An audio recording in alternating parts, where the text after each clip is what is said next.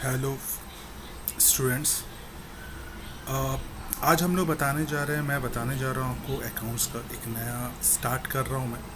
तो अकाउंट्स का आज मैं फर्स्ट थिंग्स बताने जा रहा हूँ कि क्या है अकाउंट्स। तो हम लोग आज जो करने वाले हैं वो हम लोग करने वाले हैं अकाउंट्स पे। तो अकाउंट्स होता क्या है? आप लोगों ने बुकिश लैंग्वेज पढ़ा होगा, बुकिश देखा होगा, टीचर ने बताया। तो मैं आपको टोटली डिफरेंट तरीके से बताने वाला हूँ।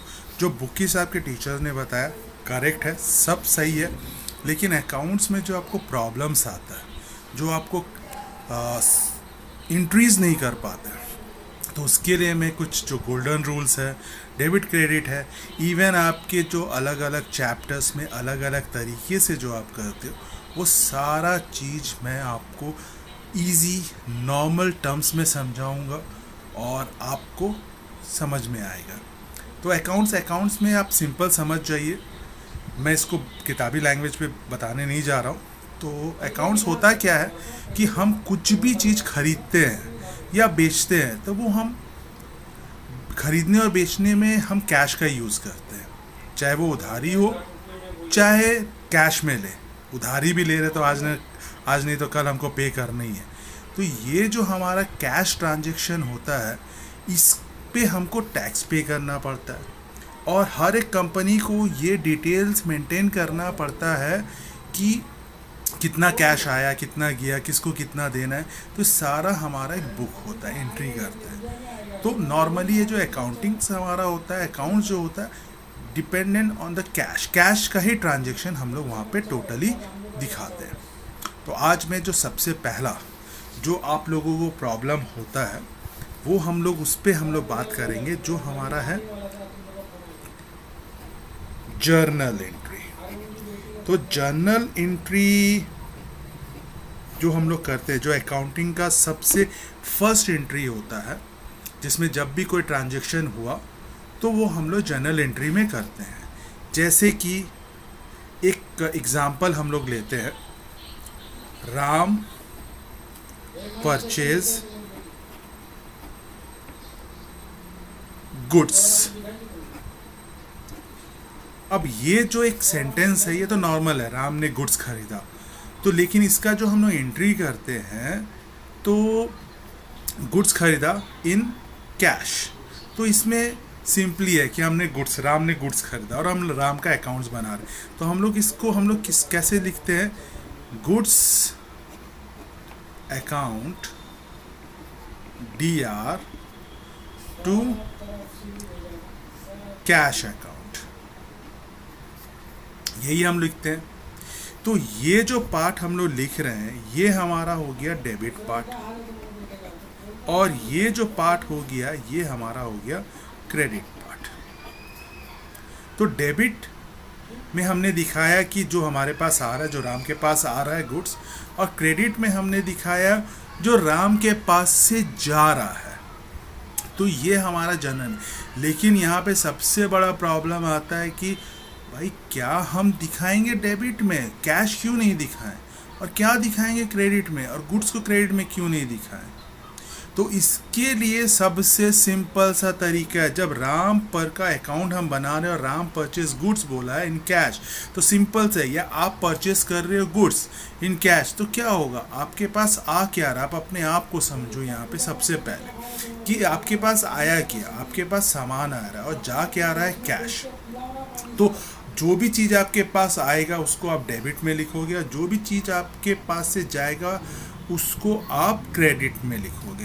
तो आ रहा है गुड्स, इसलिए उसको आपने डेबिट में दिखाया, और जा रहा है कैश, तो इसलिए उसको आपने क्रेडिट में दिखाया।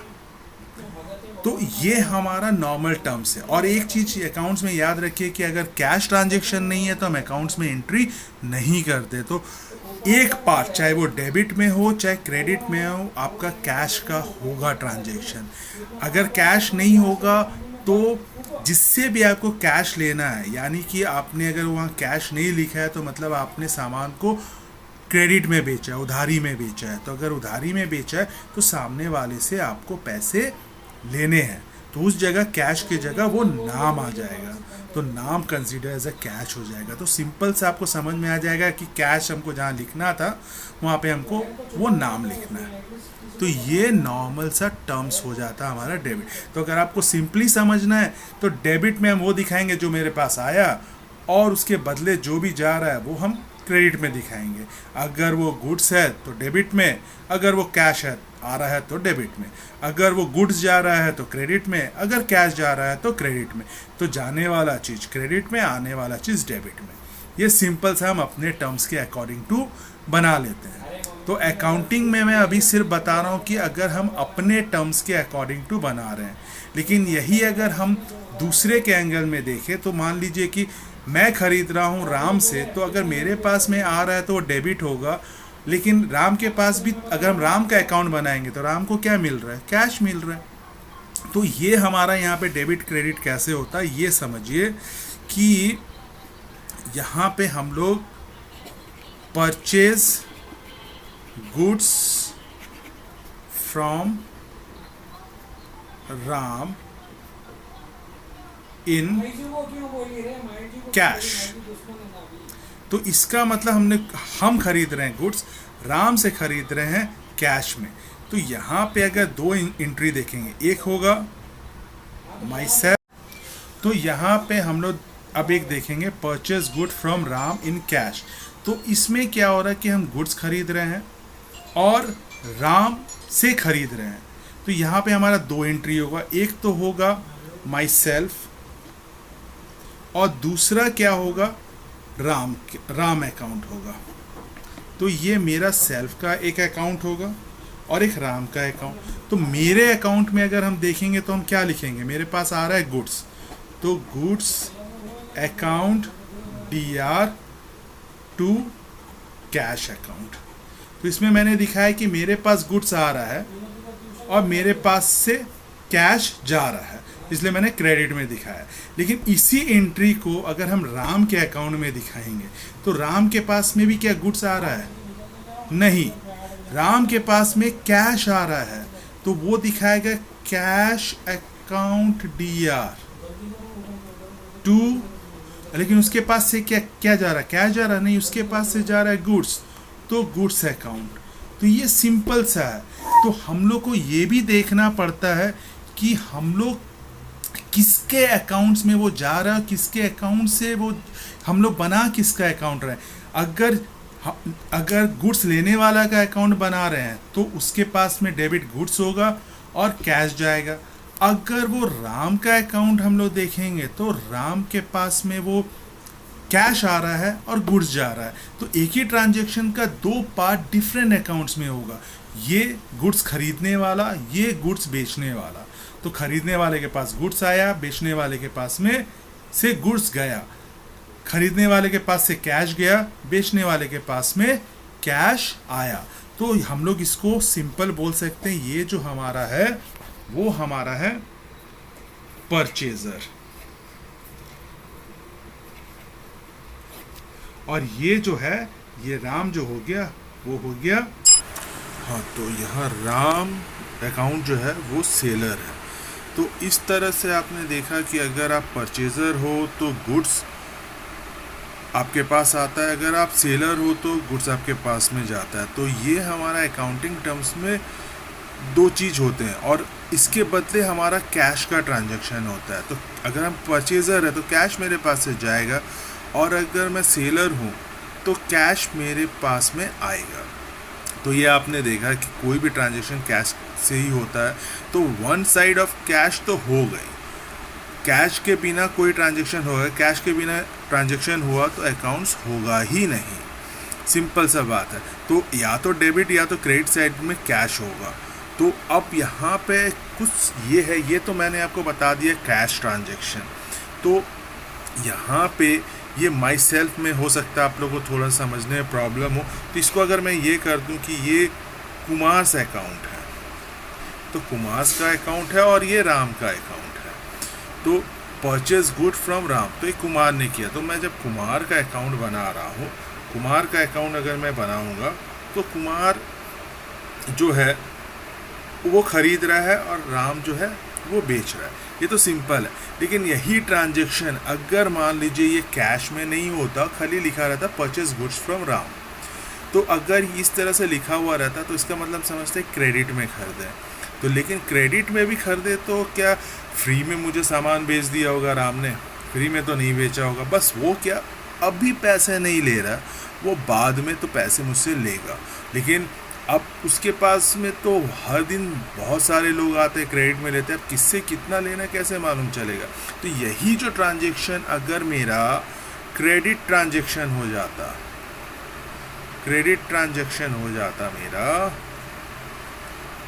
तो क्रेडिट ट्रांजेक्शन में हम क्या करते हैं? सिंपल सा सेम एंट्री होता। यहाँ पे जो है कुमार जो हमारा परचेज कर रहा है, तो इसको हम लोग दिखाते सेम गुड्स अकाउंट DR, लेकिन यहाँ पे हमारे पास से कैश नहीं जा रहा है, यहाँ से हमारे पास से कैश नहीं जा रहा जो बाद में जाएगा। तो किसको हम देंगे इस गुड्स के बदले पैसा? तो ये हमारा होगा राम, राम को हम लोग देंगे। तो हम यहाँ लिख देंगे टू राम्स अकाउंट। तो ये हो गया। अब यही चीज, क्योंकि तो क्रेडिट में हो, क्रेडिट तो एक जन को नहीं हुआ, देने वाला भी क्रेडिट कर रहा है, तो जो बेच रहा है वो उसने भी तो क्रेडिट में ही बेचा है। अब ये क्या करेगा? तो यहाँ पे इसके पास में कैश आना चाहिए था, लेकिन कैश तो आ नहीं रहा है। तो अब ये करेगा क्या कि ये कैश की जगह उसका नाम लिखेगा जिससे उसको कैश लेना है। तो इसको कैश, राम को किससे कैश लेना है? राम को कैश लेना है कुमार से। तो यहाँ पे कैश की जगह, ये जो कैश है उसकी जगह लिख देगा कुमार्स अकाउंट DR, और टू, क्योंकि गुड्स तो जा ही रहा है, टू गुड्स अकाउंट। तो ये सिंपल सा एंट्री हो गया क्रेडिट में। तो आपने देखा कि यहाँ पे सिंपल ही हो रहा है, या तो हमारा ट्रांजेक्शन कैश में होगा या तो हमारा ट्रांजेक्शन क्रेडिट में होगा। लेकिन दोनों ही केस में हमारे पास मनी रिलेटेड है। तो मनी रिलेटेड जब चीज़ें हो रही है तभी हम अकाउंट में एंट्री कर रहे हैं। देखिए गुड्स तो दोनों ही कंडीशन में कुमार के पास आ रहा है और राम के पास से जा रहा है, और इस गुड्स आने जाने के जो ट्रांजेक्शन हो रहा है वो कैश के बदले हो रहा है। तो या तो वो कैश इटसेल्फ रहेगा, या तो वो कैश में रहेगा, या तो चेक से पेमेंट होगा, या फिर अगर वो नहीं है तो यहाँ पे नाम।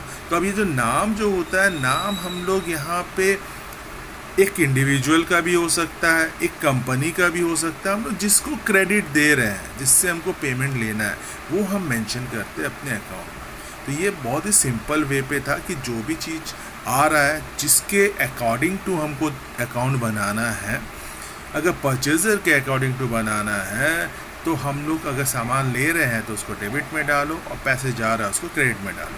अगर हमको सेलर के अकॉर्डिंग टू बनाना है तो पैसे आ रहे हैं तो उसमें तो पैसे आएंगे ही, तो पैसे आएंगे उसको डेबिट में दिखाओ, और उसके पास ऑब्वियसली सामान जाएगा तो सामान को हम लोग क्रेडिट में दिखाएंगे। तो ये एक सिंपल वे था अंडरस्टैंडिंग का, without golden rule, without modern rule. तो आप इंक्रीज कर सकते हो। अगर तो मैं इसके बाद जो नेक्स्ट वीडियो बनाने वाला traditional debit credit rule, golden rule का ट्रेडिशन पे मैं बताऊंगा। तो हम लोग नेक्स्ट वीडियो में मिलेंगे tradition rule of golden rule के साथ में। तो थैंक यू स्टूडेंट्स।